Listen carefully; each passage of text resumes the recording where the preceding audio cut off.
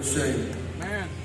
I don't know about you, but maybe somebody here needs to hear that tonight. Maybe you just need to know that no matter where you've been, no matter what you've done, God still loves you. He's not going to give up on you ever. He's rooting for you. And for myself, I grew up in a Christian home as a kid. I truly believe had it not been for the relationship that my parents had with the Lord, the way that I watched them walk out their faith and live out their life, I wouldn't have known that there was a God out there who loved me. I wouldn't have known that there was a Jesus who died on the cross for my sins. I wouldn't have known that there was somebody chasing after me, even though I was running as far, as fast as I could, and he was running faster. Yes, So sir. I like to thank my parents every night, even though I know they're not here, but maybe offer a word of encouragement to mom and dad, who maybe right now are in the same situation that my mom and dad were for a number of years. And just say, keep praying, keep believing. God has a special plan for each and every one of your children, each and every one of our lives. Jeremiah 29:11 says, "For I know the plans I have for you, says the Lord. That's to prosper, not to harm you, for hope in the future." I believe that with all my heart. I never really understood it until just a few years ago, just how important it was to speak that, pray that, and believe that over your family, over your children, your loved ones. And, if I'd have gotten the things that I wanted, if I'd have had my way, if I'm being honest with you, I'd have already been in the NBA playing basketball. Matter of fact, I'd probably be retired this year because that wasn't it. Senior year of high school, I got in trouble for drug use, and I lost two Division I basketball scholarships my senior year. And I dropped out of high school at Christmas of our semester break, and I just remember I thought my life was over. I thought everything that I strived to be and everything that I thought I was going to be was gone in just a split second, and I didn't have anybody to blame but myself. And my dad had a construction company, and so I went to work for my dad for about a year. And while I was working for him, I met a guy that got me a tryout to the junior college. I made the basketball team, and I got a full scholarship, and I moved away. It didn't take me long, though, to find myself right back in the same situation that I was in high school. I was always that guy that, the party didn't start until Zach got there, and the party didn't end until I went home. And I lived my life that way, and always trying to impress somebody and trying to outdo somebody. And the day before my freshman season opened, I tore all the ligaments in my ankle in the practice right before our first game, and I had to redshirt my first year. I didn't travel with the team. I didn't play sports.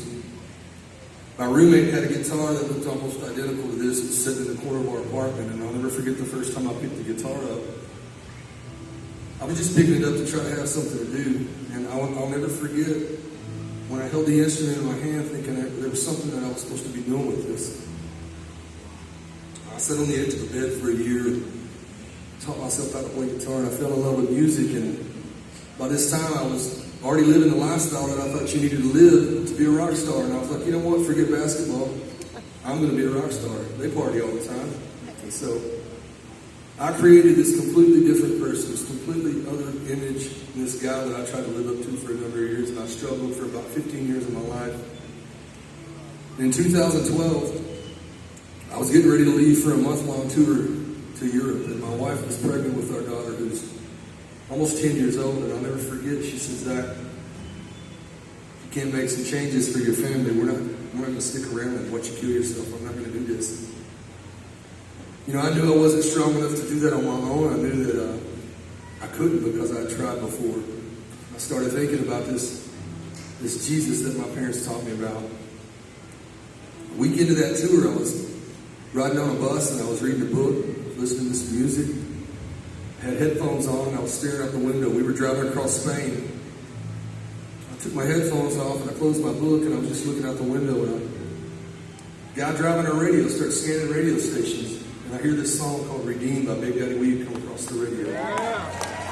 So it changed my life. I realized when I heard that, and I had missed it all these years, like, God knew who I was. He knew who Zach Williams was. He knew the things that I would struggle with before I ever existed.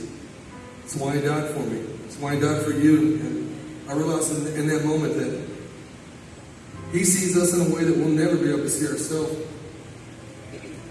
And I remember calling my wife and I said, hey, you're never going to believe this. And she was like, no, I don't. I don't believe it at all. She thought I was crazy. And I said, I'm done. I'm going to quit my band. When I come home, we're going to find a church. Well, I'll never forget, I walked in the door. June 10th, 2012, my wife was taking our kids to school. And I waited for our entire house to be quiet. And everybody was gone. And I remember walking into my bedroom. I cleared all the shoes out of my floor, my closet, and I got on my hands and knees for the first time. And I just said, God, I can't do this. Can you save me? And the thing was, I didn't have a fancy prayer to pray. It was just, can you come live in my heart? I've done everything I can do and I can't change it. Can you change me? And I just remember in that moment, this weight just lifted. Knowing that I'd said it out loud, I knew that I didn't have to continue to try to be the guy that I've been trying to be. I could be the guy that God had called me to be and lead my family. And it was like he was in that room with his hands stretched out, saying, Zach, welcome home. I've been waiting on you. So, if that's you tonight, if you've had your rescue story, then it's exciting. It's something to celebrate. But if you're here tonight and you're just walking around in the park and you heard the music and you're thinking, who is Zach Williams? Listen, guys, I'm not important at all, but I can tell you one thing: Jesus is here tonight and he can change your life. If you just let him. Will y'all sing this with us?